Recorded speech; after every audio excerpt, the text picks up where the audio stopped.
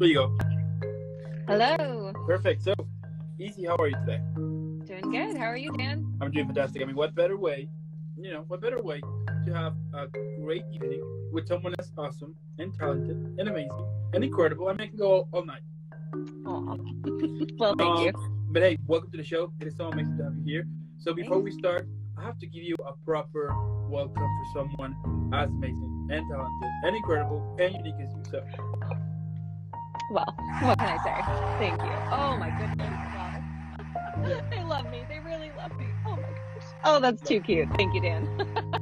Love it. Love it. I don't know if I'm all that, but it feels good. Yeah, totally. Right in the field. I mean, you deserve like a whole, like a full stadium full with people cheering on you. I mean, you deserve that. The dream. We'll see. The Academy. I'd like to thank the Academy.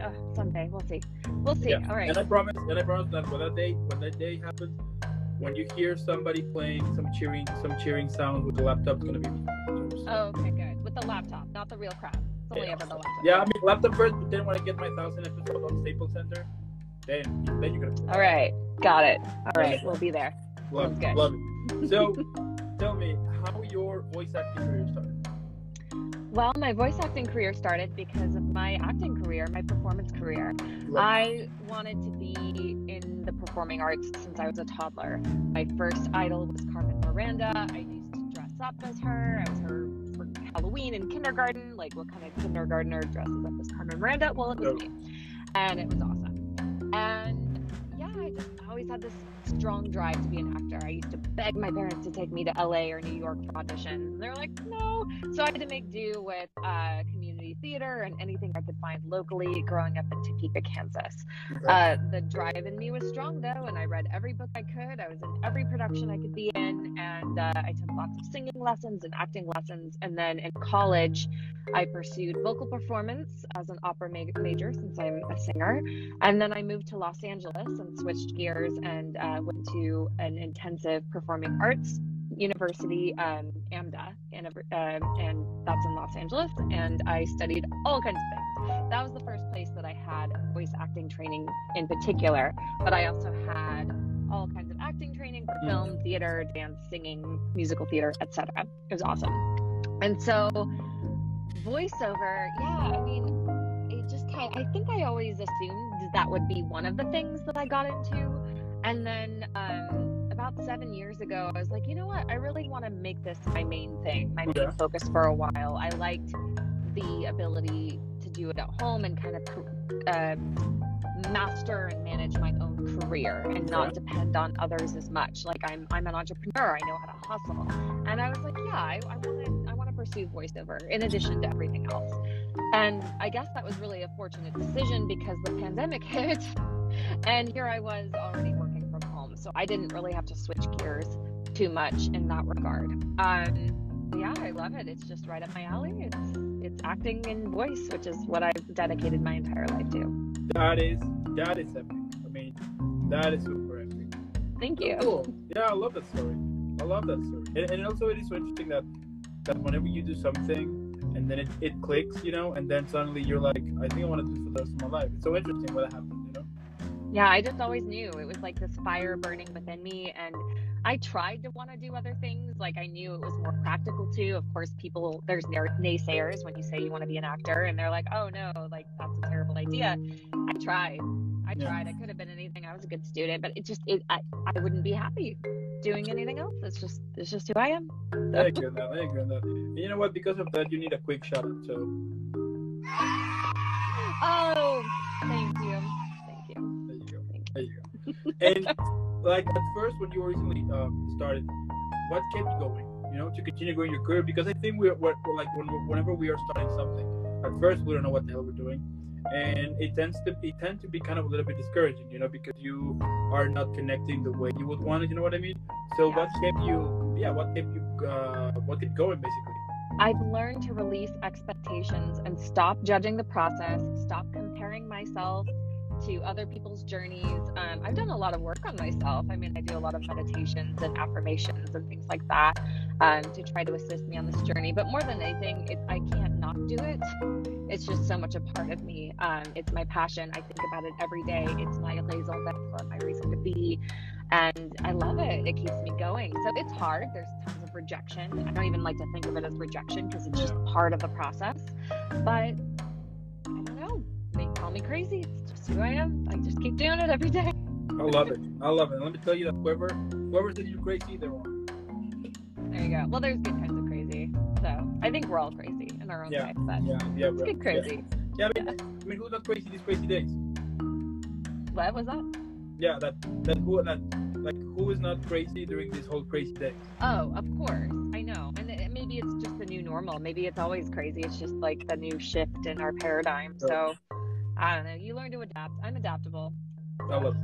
I love it. Yes. I love it. So you have done audiobooks such as Lost in the City of Yep. Okay. Promise to the Shadow King, Dinner Rift. But tell me, like, what are some of the things that you're enjoying the most about doing audiobooks?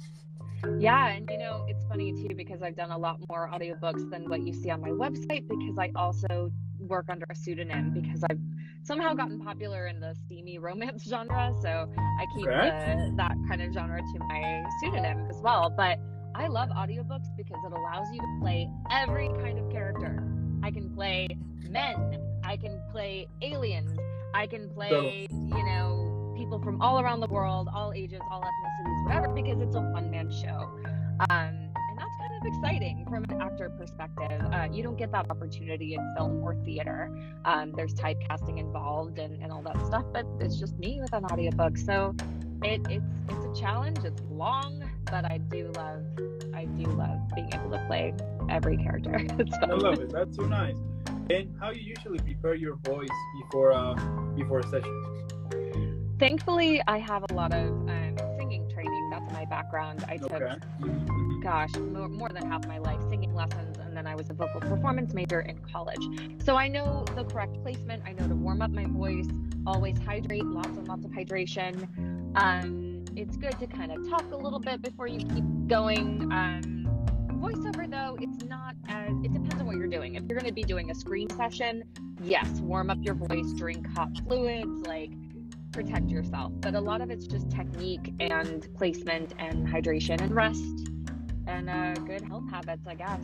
Maybe some lip trills, getting, everything warmed up. But Okay, that's cool. And how you come up with a voice tone for a character? That all hones into the acting training. You feel the life of the character, you visualize the character, you think about their motivations, their relationships, what they want, out of life. And if it's like a rough and tumble outdoorsy guy, maybe he has a little bit of rasp to his, his voice or whatever. Maybe he has an accent. Maybe he's from New York, so you start talking with a New York accent. Whatever it is. I love it. Okay. Yeah, you got to think about where they're from and who they are, and I don't know. It just kind of comes. But it all comes with the training. At a certain point, you just kind of click into it and find it. Go for it. Well, and let me tell you that you're killing it. Thank you.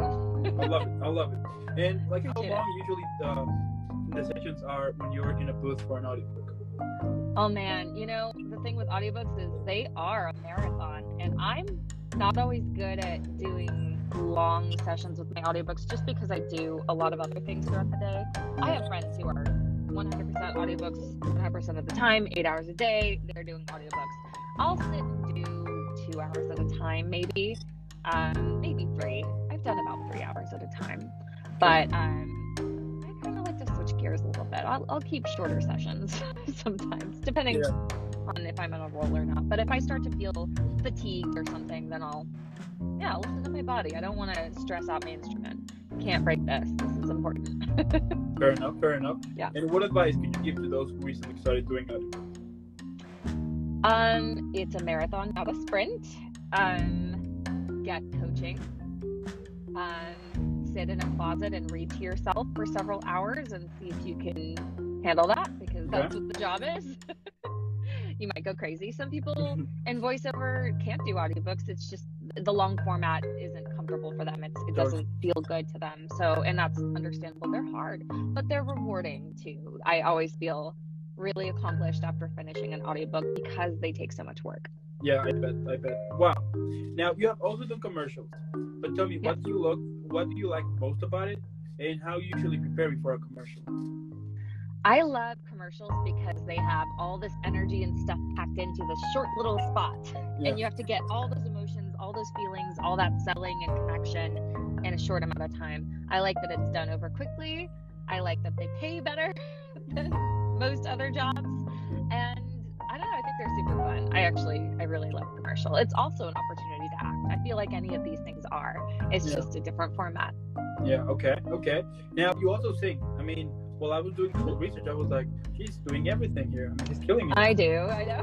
Thank you. But tell me, like, what do you think is important to know for those who recently started singing? It's a muscle. So just like going to the gym, you got to work out. That's how it gets stronger. That's how you get more flexible. If you take a break, you'll start to lose it over time. I've experienced that myself. It's very frustrating. And I remember, I have to build back up again. It's a workout. Totally. So you're in training. It's good to get coaching, of course. Make sure you're doing it healthily and supporting it. And again, your body's health, it's part of your body. Everything factors in. So you got to sleep. You got to hydrate. You got to watch what you eat. Dairy can affect your voice. There's so many things. It's just working out that muscle. Fair enough. Yep. And if you could describe your career at the moment, right? But on a movie, TV show, or even a book, and you know what? Even a musical and a play, why not? What would be the title of it? You know, I have to attribute this. My friends gave me this title. They said, Izzy, if you ever write your autobiography, it needs to be called Hitting My High Notes. Hitting My High Notes. Okay. And they said that because I'm a coloratura soprano and I can hit very, very high notes. And I was like, you know what? That's actually perfect because my life has been a roller coaster, right? Yeah. I've had these low lows and these high highs, and it's just metaphorically perfect. So it'll be hitting my high notes. Okay. Talking about the good things. Yeah. I like it. And if you could describe your career, but on a drink, which one would you pick?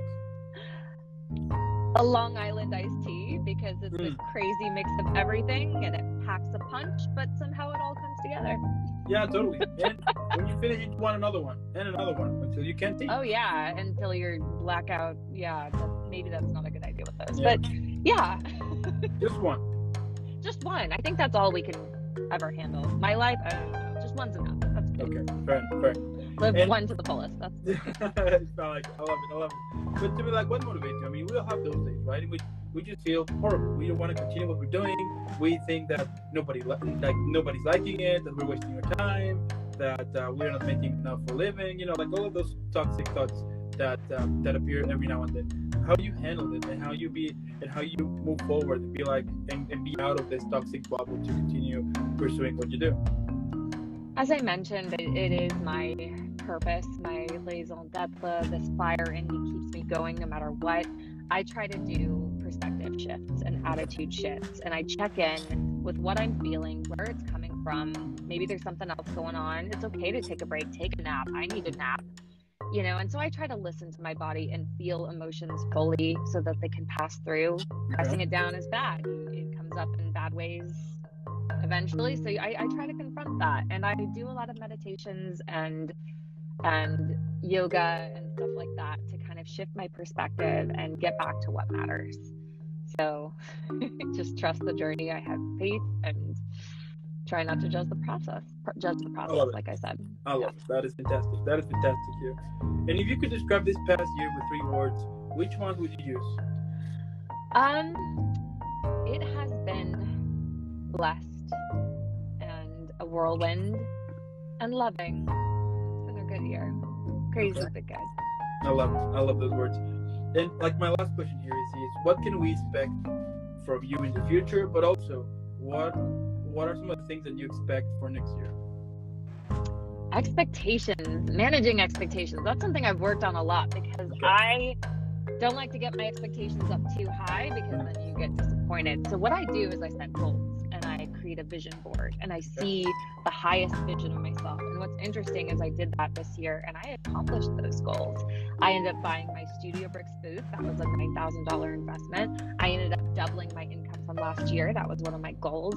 I did all these different things. I had more on that list too, which, you know, I digress. But I think just envisioning my goals and in the pursuit of that, that's what feels good. So I don't want to say I expect anything. I'm not going to say, I expect to become, you know, the A-list celebrity and such and such. That's silly. I do have projects coming up. I'm excited for them. Just stay tuned on my social media. But again, yeah, I'm going to push myself harder next year. And I feel like, and I believe good things are coming. That's it. I'm going on that feeling. I love it. And you know what? If someone would ask me, what do I think about your career? I would only say this. Oh, boy. Thank you. Well, success is not a straight line. I'm not going to lie to you and say it's all easy all the time. But, yeah, absolutely. I keep But going. it's amazing. It is amazing what you do. It is so cool. I mean, I love it. I love your work. And I'm super sure that at some point, we're basically going to see you everywhere. I mean, we're going to see you and hear you everywhere, killing it and showing the world how badass and how of a rock star you are. Because it's going to happen. Trust me. I'm super sure. Thank you. And, I appreciate that. And also, I want to thank those for watching. I mean, thanks so much if you're watching this right now, or if you're watching this later here on Instagram, or watching it later on YouTube, or listening it on Spotify or Apple Music. Make sure that you follow me on Easy and all of social media. You know, normally what I would say is this. So you're going to put pause, you're going to leave a like, subscribe, follow. It helps me a lot. And then, you know what? Since it's holidays, it doesn't matter. You know, you can forget about being healthy and go eat a cookie or 2 or 3 or 4 or 5. Eat the whole box, you know, and then blame the dog or the cat, boyfriend, girlfriend, husband, wife, you know, whatever, blame it. And then once you're full and you can't move, then you're gonna grab your phone and you're gonna follow Easy. You're gonna leave a video likes. You're gonna make sure that the whole world knows about her. I mean, let's make trendy #Team Easy and then come back. And before I send you off, I need to send you off properly in an epic way for someone as awesome and talented and incredible as you. So.